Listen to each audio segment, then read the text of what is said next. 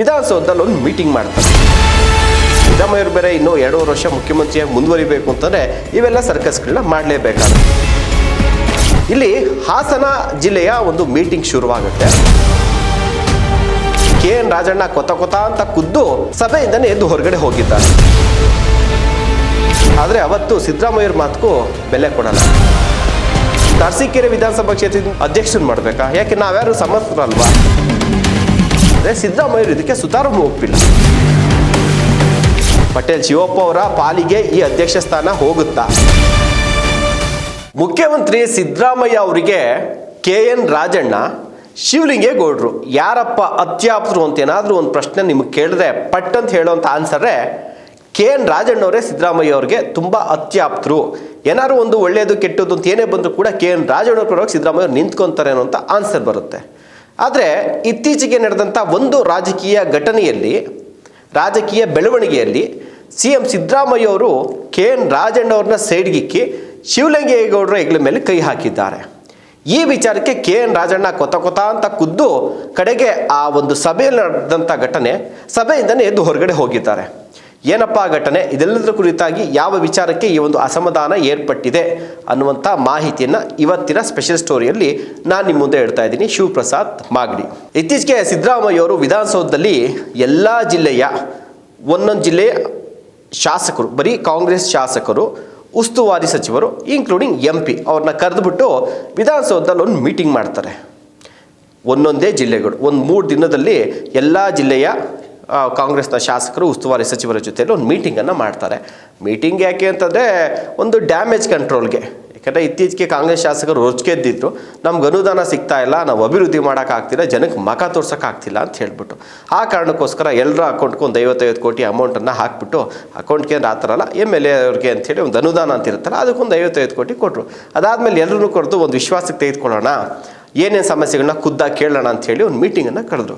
ಸಿದ್ದರಾಮಯ್ಯರು ಬೇರೆ ಇನ್ನೂ 2.5 ವರ್ಷ ಮುಖ್ಯಮಂತ್ರಿಯಾಗಿ ಮುಂದುವರಿಬೇಕು ಅಂತಂದರೆ ಇವೆಲ್ಲ ಸರ್ಕಸ್ಗಳನ್ನ ಮಾಡಲೇಬೇಕಾದಂಥ ಅನಿವಾರ್ಯ ಪರಿಸ್ಥಿತಿ ಸಿದ್ದರಾಮಯ್ಯರು ಇದ್ದಾರೆ. ಇರಲಿ, ಅದೊಂದು ಕಡೆ ಸೈಡ್ಗಿಡೋಣ. ಇಲ್ಲಿ ಹಾಸನ ಜಿಲ್ಲೆಯ ಒಂದು ಮೀಟಿಂಗ್ ಶುರುವಾಗುತ್ತೆ.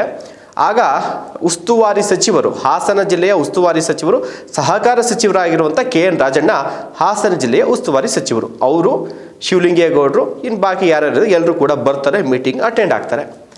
ಮೊದಲಿಗೆ ಶುರುವಾಗುವಂಥ ವಿಚಾರವೇ ಹಾಸನ ನಗರಾಭಿವೃದ್ಧಿ ಪ್ರಾಧಿಕಾರದ ಅಧ್ಯಕ್ಷರ ಆಯ್ಕೆ ವಿಚಾರವಾಗಿ KN ರಾಜಣ್ಣವರು ವಿಚಾರವನ್ನು ಆರಂಭ ಮಾಡ್ತಾರೆ. ಈ ಒಂದು ಅಧ್ಯಕ್ಷ ಸ್ಥಾನಕ್ಕೆ ಹಾಸನ ವಿಧಾನಸಭಾ ಕ್ಷೇತ್ರದ ನಿಷ್ಠಾವಂತ ಕಾರ್ಯಕರ್ತರೊಬ್ಬರನ್ನು ಆಯ್ಕೆ ಮಾಡೋಣ, ನಾನು ಆಲ್ರೆಡಿ ಯಾರು ಅಂತ ಗುರುತಿಸಿದ್ದೀನಿ, ಓಕೆ ಮಾಡಿದ್ರೆ ನಾವು ಅವರನ್ನೇ ಅಧ್ಯಕ್ಷರಾಗಿ ಆಯ್ಕೆ ಮಾಡೋಣ ಅನ್ನುವಂಥ ಮಾತನ್ನು ಎತ್ತುತ್ತಾರೆ. ಸಿದ್ದರಾಮಯ್ಯರು ಒಂದೇ ಮಾತು ಹೇಳ್ತಾರೆ, ನೋಡಪ್ಪ, ನೀನು ಅದ್ರ ಬಗ್ಗೆ ಏನು ತಲೆ ಕೆಡ್ಸ್ಕೊಳಕ್ಕೆ ಹೋಗಬೇಡ, ನಾನಿದ್ದೀನಿ ಮುಖ್ಯಮಂತ್ರಿ, ನಾನೇ ಅದನ್ನು ಡಿಸೈಡ್ ಮಾಡ್ತೀನಿ, ನೀನು ಅದ್ರ ಬಗ್ಗೆ ತಲೆ ಕೆಡ್ಸ್ಕೊಬೇಡ, ಬೇರೆ ವಿಚಾರ ಮಾತಾಡು ಅಂತಾರೆ.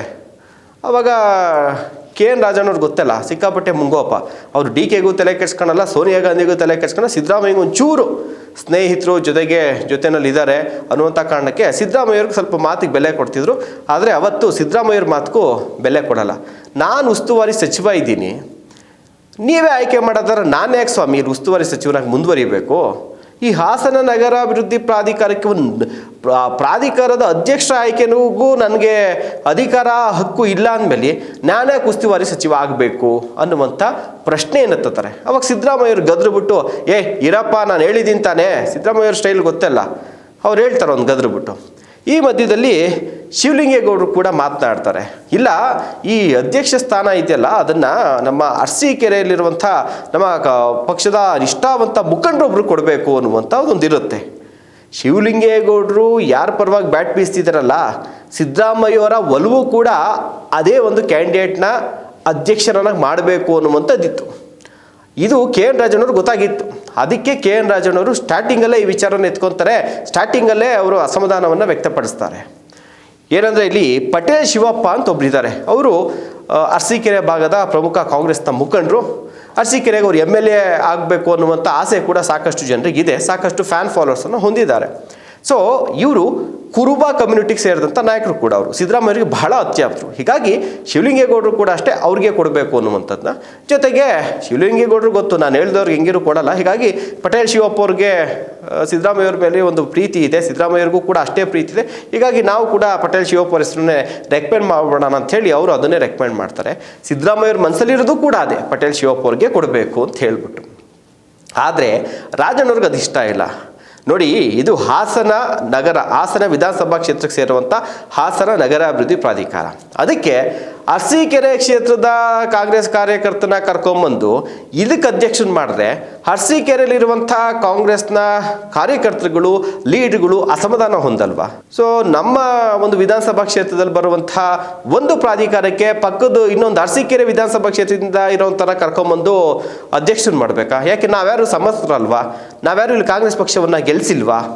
ಹೀಗಾಗಿ ಅವ್ರಿಗೆ ಒಂದಷ್ಟು, ಜೊತೆಗೆ ಹಾಸನದಲ್ಲಿ ಕಾಂಗ್ರೆಸ್ಗೆ ಇನ್ನಷ್ಟು ಬಲ ಬರಬೇಕಾಗತ್ತೆ.